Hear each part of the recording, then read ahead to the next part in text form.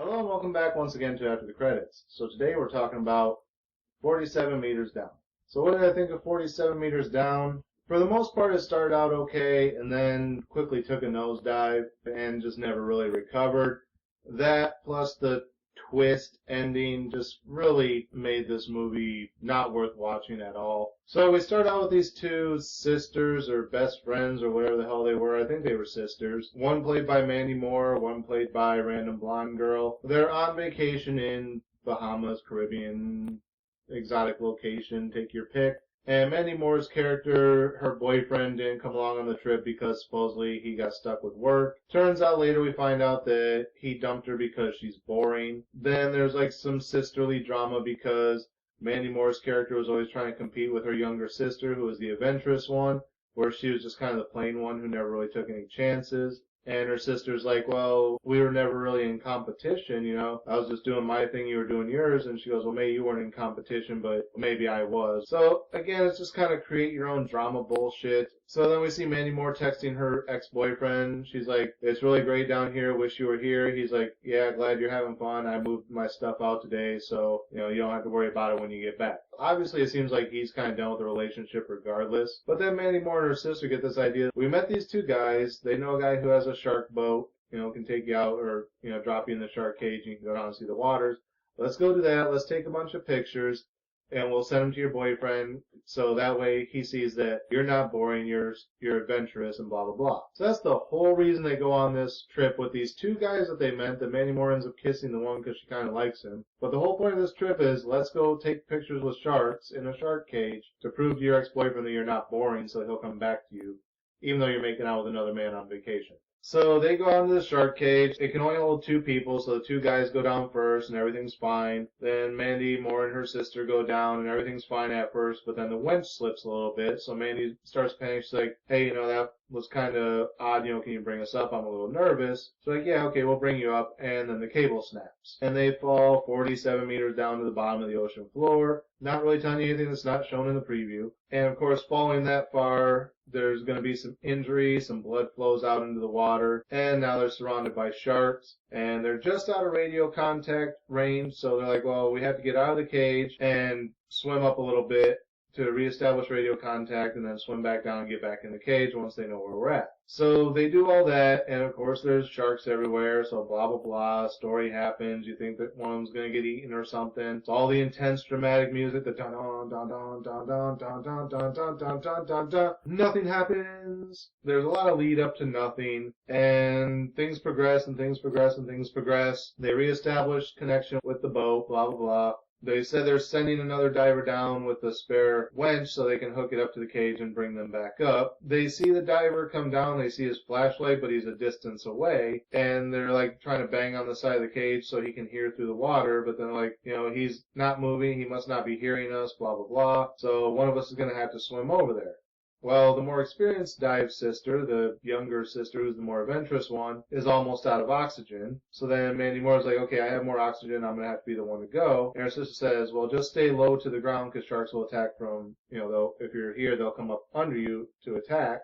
So if you stay at the ground, they can't get under you. Most they'll have to do is come in from the side, and then you can kind of see them coming. So Mandy Moore stays low to the ground until she comes to a big drop-off chasm.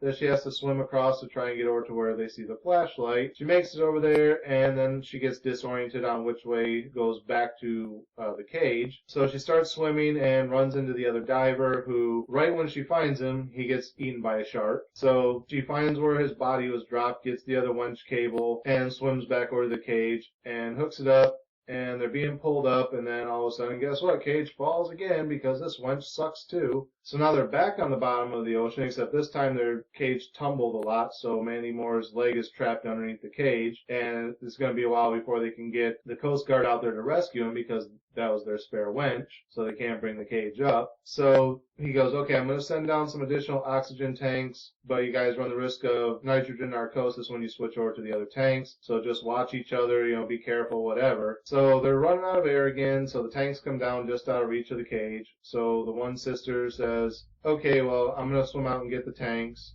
and bring them back over, and we'll be okay. So she gets over, hooks up her tank, and then she's bringing the other tank back over to Mandy Moore's character, who's trapped in the cage because her leg is stuck under it after the tumble. And there's sharks floating overhead, and the sister's kind of like laying low down to the ground, but Mandy's quickly running out of oxygen. So she's like, I have to bring you the oxygen or you're not going to make it. I'm just going to make a swim for it. I should be okay. I think the shark's gone. Mandy's like, no, don't, just stay there for a second. But sister decides, let's go anyway. So she tries to swim, gets the tank slightly closer before the shark grabs her and pulls her off. So then Mandy has to try to figure out a way to reach her oxygen tank while trapped underneath the cage before she runs out of oxygen. So she manages to get to it, and then she reestablishes connection with her sister over the radio, and her sister's like, I've injured pretty bad, I'm bleeding out, there's sharks everywhere, I don't think I'm gonna make it, and Mandy says, hold on, I'm coming to get you. So she finds a way to free her leg from underneath the cage, and decides to swim out and find her sister, who she finds and is like bleeding really bad. So they start to swim up, and they're kind of using these flares that they had to keep the sharks at bay. They get up to where they're in radio communication. They're like, well, you're going to have to hold there for 5 minutes to let your bodies reclimatize to the water pressure. Otherwise, you're going to get nitrogen bubbles in your brain and die. So they're hanging out there for like 3 minutes, and they still got like 2 more minutes that they have to do. And the sharks are everywhere. They're out of flares. They have no choice. So the guy's like, just make a break for the surface. He goes, we'll deal with it when you get up here. Most of they have to do is get them somewhere where they can put them in a decompression tank or whatever if they don't die. So they make it all the way up to the surface, and they're about to get back on the boat, and Mandy Moore's character is grabbed by the shark, and he chews about half of her leg off or whatever, but they manage to pull her out of the water, and they're tending to her wounds and her sister's wounds, and she's like, hey sis, we made it. It's going to be a hell of a story or whatever. And then here's where the twist ending comes in. I'm going to tell you what it is, because I really don't expect you guys to sit through this movie, because it really does suck.